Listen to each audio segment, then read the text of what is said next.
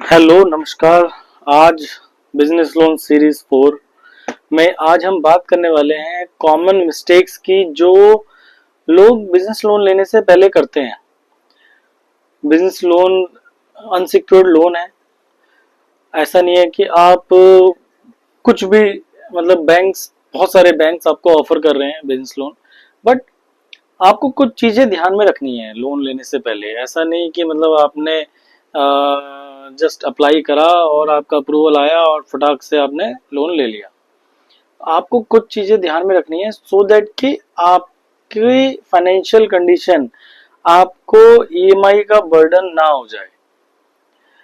तो video start करते हैं, one by one step by step समझते हैं कि क्या क्या प्रॉब्लम्स, क्या क्या मिस्टेक्स, कॉमन मिस्टेक्स हैं जो लोग करते हैं लोन लेने से पहले, स्पेशली बिजनेस लोन लेने से पहले। तो प्रॉब्लम नंबर 1 है कि हम अपनी जरूरत से ज्यादा फंड उठा लेते हैं, हम जरूरत से ज्यादा लोन उठा लेते हैं मार्केट से, जिससे कि हमारी एकदम से कैश जो क्रंच आ जाता है बिजनेस के अंदर और हमें बहुत ज्यादा दिक्कत होती है। तो कभी भी अपनी जरूरत से ज्यादा फंड नहीं उठाना है, कोई फ्री में भी दे तब भी, क्योंकि वो पैसा आपको आज नहीं तो कल वापस देना है। और जब आपको जरूरत पड़ेगी तो क्या पता वो बैंक आपको पैसा दे ही ना, क्योंकि आपने टाइमली रिपेमेंट नहीं करी। तो प्रॉब्लम नंबर 1, कभी भी अपने लिमिट से, अपने रिपेमेंट कैपेसिटी से ज्यादा लोन कभी नहीं उठाना है। कभी भी सोचना भी नहीं है कि मैं 1 करोड़ की मेरी कैपेसिटी है, मैं 5 करोड़ रुपए उठा लेता हूँ, स्टॉक खरीद लूंगा और सस्ता स्टॉक आ जाएगा, सस्ते में बेचेंगे। बट ऐसा कुछ नहीं होने वाला है। ओवर अ नाइट स्टॉक नहीं बिकता है, आप बिल्कुल कैश क्रंच हो जाओगे, फंस जाओगे। तो कभी भी कोशिश भी नहीं करनी अपनी कैपेसिटी से ज्यादा लोन उठाने की। सेकंड जो बहुत बड़ी मिस्टेक है हम वो करते हैं कि हम इंटरेस्ट रेट कंपेयर ही नहीं करते हैं। जैसे कि हम आपको हेल्प करते हैं कि कौन सा बैंक किस रेट ऑफ इंटरेस्ट पे आपको लोन कर रहा है, बट कुछ लोग क्या करते हैं कि आपने एक बैंक में फाइल लगाई, उस बैंक से आपका अप्रूवल आ गया, आपने दूसरी जगह गए ही नहीं, आपने ये सोचा भी नहीं कि वो कितना इंटरेस्ट दे रहा है, तो आपने वहां पे इंटरेस्ट रेट कंपेयर ही नहीं किया। आपको इतनी जल्दी थी लोन लेने की, आपने फटाफट करके आपने लोन ले लिया। तो हमेशा ये गलती रिपीट ना करें। हमेशा रेट ऑफ इंटरेस्ट कंपेयर करें कि क्या रेट ऑफ इंटरेस्ट आपको मिल रहा है।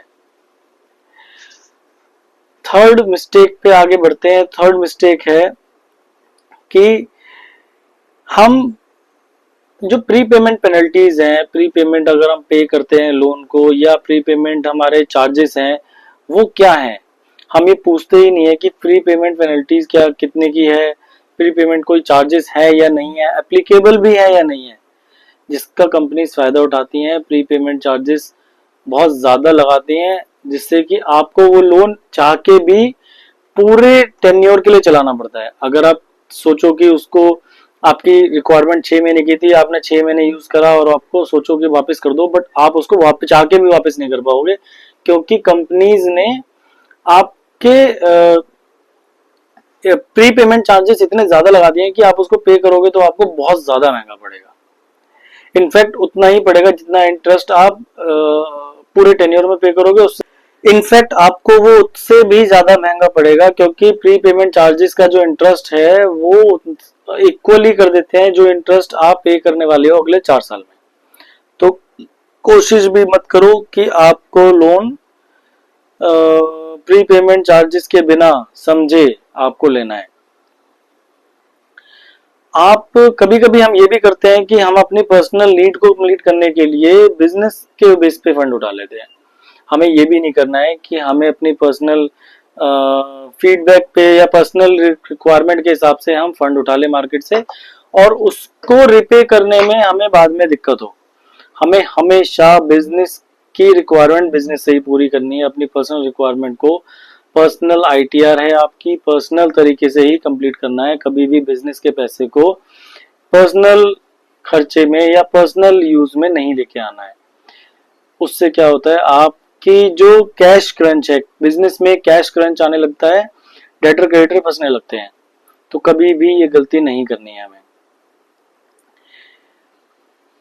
अगली मिस्टेक है कि हम अपनी प्रीपेमेंट जो रीपेमेंट कैपेसिटी है, या हम प्लान ही नहीं करते कि हम अपनी हम अपनी प्रीपेमेंट कितने दिन में कर पाएंगे। जैसे मान लीजिए बैंक ने हमें लोन अप्रूव करा 36 मंथ्स का, या 48 मंथ्स का, या 5 ईयर का, बट हमें पता है कि हमारी पेइंग कैपेसिटी 12 मंथ में है, 12 मंथ्स में हम उसको कंप्लीट कर देंगे, या 24 मंथ में, या 18 मंथ में, बट फिर भी हम उसको 60 मंथ्स के लिए लेते हैं। ये बहुत बड़ी मिस्टेक होती है। अपनी पेइंग कैपेसिटी के अकॉर्डिंग लोन लें और पेइंग कैपेसिटी के अकॉर्डिंग उसको रिपे करें, सो दैट कि आप जल्दी से जल्दी डेट फ्री हो जाएं, आपके सर पे कोई बोझ ना रहे। अगर आपको मेरा वीडियो पसंद आया तो आप प्लीज जरूर कमेंट करना। आप प्लीज मुझे कमेंट करके बताना कि आप ये वीडियो कहाँ से देख रहे हैं, और अगर लोन चला रहे हैं कोई भी, तो आप प्लीज ये जरूर लिखना कि आपने प्रीपेमेंट चार्जेस की डिटेल्स ली थी या नहीं।